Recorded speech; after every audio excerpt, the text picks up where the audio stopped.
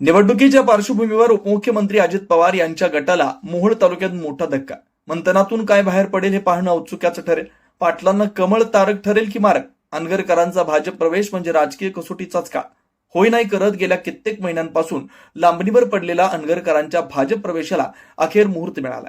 उद्या अनगरकरांच्या खांद्यावर भाजपा पक्ष कार्यालयात कमळ चिन्ह असलेलं उपरणं पडणार आहे. काही दिवसांपासून मोहोळच्या 2 माजी आमदारांच्या भाजपा प्रवेशावर सातत्यानं वेगवेगळ्या चर्चांना उधाण आलं होतं. मात्र येणाऱ्या बुधवारी 29 तारखेला मोहोळचे माजी आमदार राजन पाटील व माजी आमदार यशवंत माने यांचा भाजप प्रवेशाचा मुहूर्त ठरला.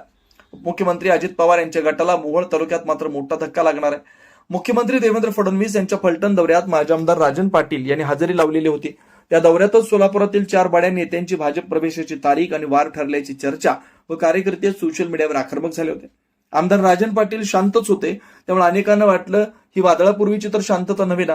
त्यांच्या भाजपा प्रवेशाचे अनेक तर्कवितर्क लढवले जात होते.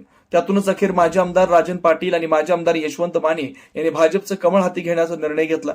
मोहोळ विधानसभा मतदारसंघावर राष्ट्रवादी काँग्रेसची माजी आमदार राजन पाटील यांच्या माध्यमातून एखादी पकड होती. मात्र दोन्ही माजी आमदारांनी स्थानिक स्वराज्य संस्थांच्या निवडणुकीच्या तोंडावरच राष्ट्रवादी काँग्रेसला सोडून भाजपचं कमळ हाती धरण्याचा निर्णय घेतल्यानं चर्चेला उधाण आलंय.